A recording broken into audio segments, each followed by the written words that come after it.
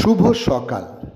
আজ 23শে ভাদ্র 1432, ইংরাজির 9 September 2025। War and piece ও আনা Karenina উপন্যাসগুলিকে বাস্তববাদী কথা সাহিত্যের শিখর হিসেবে উল্লেখ করা হয়। লেখক লিও টলস্টয়। আজ তাঁর জন্মদিন। 1828 9 সেপ্টেম্বর রাশিয়ার ইয়াসনায়া পালিয়ানায় তাঁর জন্ম হয়। ভার্জিনিয়া উলফের মতে টলস্টয় সমস্ত ঔপন্যাসিকদের মধ্যে সর্বশ্রেষ্ঠ। 1852 থেকে 1856 মধ্যে লেখা আত্মজীবনীমূলক উপন্যাস ট্রিলজি চাইল্ডহুড, বয়হুড ও ইয়ুথ আজও মানুষের আলোচনার বিষয়।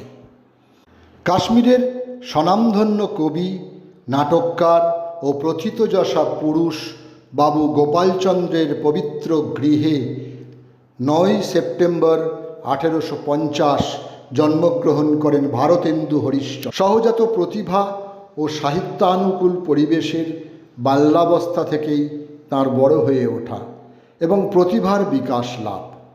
ভারতেন্দু হরিশ্চন্দ্রকে হিন্দি সাহিত্যের ভগীরথ বলা হয়। তাঁর লেখনী স্পর্শে হিন্দি সাহিত্যে নবজাগরণের যুগরূপে চিহ্নিত করা হয়ে থাকে। 9 সেপ্টেম্বর 1872 কলকাতায় জন্মগ্রহণ করেন সরলা দেবী চৌধুরানী। পিতা রাজনীতিবিদ জানকীনাথ ঘোষাল ও মাতা রবীন্দ্রনাথ ঠাকুরের অগ্রজা স্বর্ণকুমারী দেবী।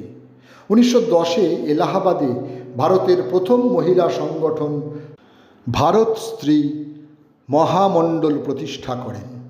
তিনি প্রতাপাদিত্য উৎসব শুরু করেন এবং লক্ষ্মীর ভাণ্ডার তিনিই প্রথম প্রতিষ্ঠা করেন।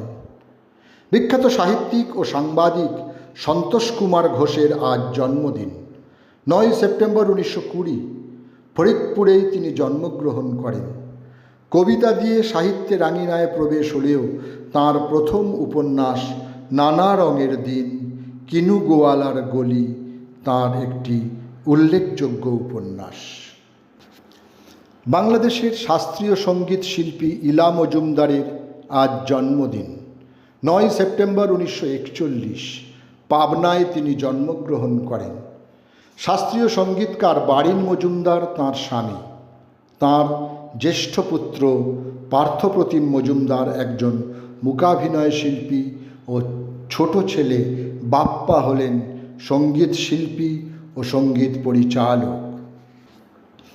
কন্টিনিউটি, দৌড়নামা, অওয়া কখ, অগ্নিভুক, বাসভূমি, জলজ্যান্ত ইত্যাদি সফল নাটকের নাটককার হলেন ইন্দ্রাশিস লাহিড়ী।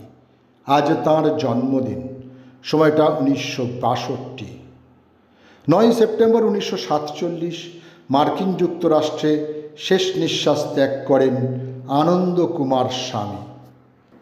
তিনি ছিলেন একজন সিংহলী মেটাফিজিয়ান ও ঐতিহাসিকবিদ, ভারতীয় শিল্পের একজন দার্শনিক, যিনি ভারতীয় সংস্কৃতির প্রাথমিক ব্যাখ্যাকারী। নাটক, কবিতা, গল্প, প্রবন্ধ ও গান রচনা করে সুনাম অর্জন করেন বাঙালি লেখক অশোক বড়ুয়া। আজ তাঁর মৃত্যুদিন। সময়টা 1968। একজন চীনা সমাজতান্ত্রিক বিপ্লবী, মার্ক্সবাদী তাত্ত্বিক ও রাজনৈতিক নেতা ছিলেন মাও সেতুং।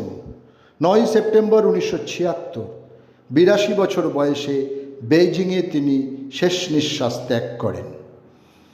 যুক্তরাষ্ট্রের ব্লুমিংটন, ইন্ডিয়ানায় 9 সেপ্টেম্বর 1984 83 বছর বয়সে দেহত্যাগ করেন ওয়াল্টার কফম্যান। তিনি ছিলেন একজন খ্যাতনামা সুরকার, সঙ্গীত পরিচালক, নৃতাত্ত্বিক, সঙ্গীতজ্ঞ, সাহিত্যিক ও শিক্ষাবিদ।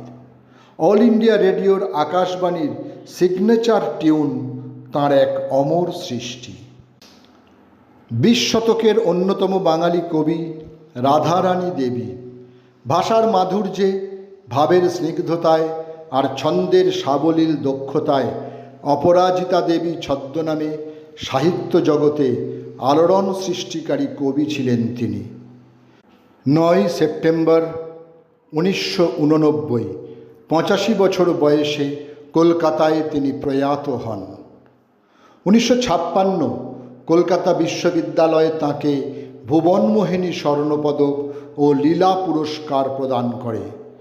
1986 পশ্চিমবঙ্গ সরকার প্রদান করে রবীন্দ্র পুরস্কার। 9 সেপ্টেম্বর 2014 ঢাকায় শেষ নিঃশ্বাস ত্যাগ করেন বাংলাদেশের প্রথিতযশা নজরুল সঙ্গীত শিল্পী ফিরোজা বেগম। মৃত্যুকালে বয়স হয়েছিল 84 বছর। নজরুল ইসলাম অসুস্থ হওয়ার পর তিনি নজরুল সঙ্গীতের শুদ্ধ স্বরলিপি ও সুর সংরক্ষণের ব্যবস্থা করেছিলেন। সকলকেই আমার আনত প্রণাম।